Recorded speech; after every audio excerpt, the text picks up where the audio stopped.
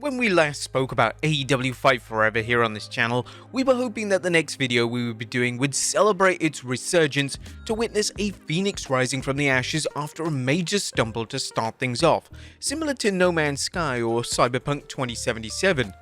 We anticipated a story of redemption, a narrative of triumph over early hurdles, but regrettably, that's not what we're here to tell today.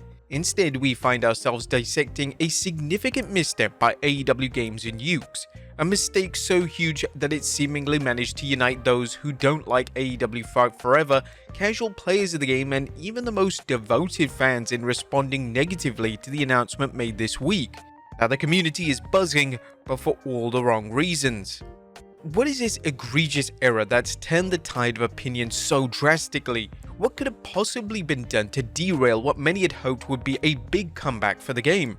Well, join us now as WrestleGamia looks at a deep dive into the controversy as we found out why AEW Fight Forever might very well be finished after this huge mistake. Be sure to subscribe and hit that notification bell so you're the first to know when we upload a video. In our previous coverage, we delved into the rollercoaster journey of AEW Fight Forever, exploring its initial hype and subsequent letdown. If you haven't already, we recommend watching that video after this one for the full backstory. In a nutshell, AEW Fight Forever entered the gaming scene with massive expectations, riding on the back of WWE 2K's stumble with 2K20.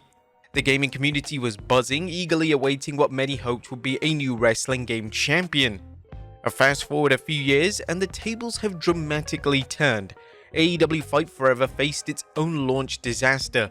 Gamers were quick to drop the title just days post-release. Complaints were loud and clear. The game lacked polish and depth, leaving much to be desired in both content and gameplay.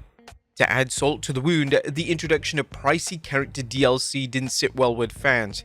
Even the free Battle Royale mode, Stadium Stampede, couldn't turn the tide, failing to drum up significant interest or revive the game's waning fortunes. Since the debacle, there's been a notable silence. Many, including us, speculated that perhaps AEW Fight Forever was quietly being shelved, a victim of its own missteps. Maybe the focus had shifted to developing a sequel, one that could distance itself from the original's tarnished legacy. But then out of the blue came another announcement that caught everyone off guard. New content was on the horizon. Dubbed Season 2, this update piqued interest, though it was cautious optimism at best. Fans were clamoring for more characters, especially the big names missing from the roster, along with substantial free updates that could breathe new life into the game's dormant state. But what we got, or rather what was announced by AEW Games, strayed from these expectations. The promised Season 2 content, as we're about to reveal, was not at all what the community had hoped for. Now, let's talk about the Season 2 announcement for AEW Fight Forever, which has stirred up quite a bit of conversation amongst fans. The new season of content brings the acclaimed and Tony Storm to the roster, introduces a new mode called Beat the Elite, and includes the updated Dynamite Arena for 2023. Now the first issue that jumps out is the decision to charge for the updated arena. It's a move that doesn't sit well with many fans. Charging for an arena update, which essentially brings the game in line with the current event, feels like a huge misstep, especially considering the arena debuted way back in January 2023. Having it ready for the game's launch would have been ideal, but releasing it as paid DLC after such a delay? Well, that just doesn't sound right. In comparison, let's cast our minds back to WWE 2K22. Post-launch, they added the NXT 2.0 arena, and how much did they charge?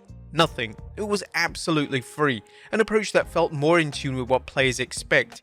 Essential game updates that should be free, especially when they're not adding substantial new content like character packs. But that's just the tip of the iceberg. The pricing structure for Season 2 content in AEW Fight Forever has left many fans stunned. The pack featuring the acclaimed, the updated Dynamite Arena comes with a price tag of $12. Yeah, $12 for an arena that should have been in the game from the start, along with two characters who were already part of the game well before other roster members like Jeff Hardy, CM Punk, Adam Cole, and Bryan Danielson all made it into the game at launch. What's even more baffling is that if you want the Dynamite Update Arena, you're forced to shell out $12 just to get access. This approach from AEW Games is not only surprising, but it also feels incredibly anti-consumer. Compare this to WWE 2K, where players have the freedom to download any arena they like thanks to the creative contributions of the community, using the Create an Arena feature and logo importer. But in AEW Fight Forever, players are left at the mercy of DLC packs since the game lacks similar community creations tools and the existing create arena options are woefully limited. This strategy by AEW Games is causing quite the stir. At a time when the game is already struggling to maintain player interest, locking essential updates behind a paywall seems like a gamble that might not pay off. It's a move that not only questions the value of what players are getting, but also puts AEW Fight Forever at a stark disadvantage compared to WWE 2K. And let's be honest, 2K are no saints right now with their practices with My Faction mode and the overpriced Bad Bunny DLC and the war against the modding community who are keeping the game more alive than 2K would, but even then, WWE 2K DLC packs are much cheaper than AEW's and contain more bang for your buck. Most packs are about $10, which is already cheaper than AEW's packs, but they already come with more characters, usually around $5 a pack for WWE 2K's DLC. The recent pricing strategy for AEW Fight Forever's DLC packs have raised some eyebrows. At face value, it seems like an attempt to capitalize on the loyalty of most dedicated fans by setting high prices for content that frankly doesn't seem to offer promotional value.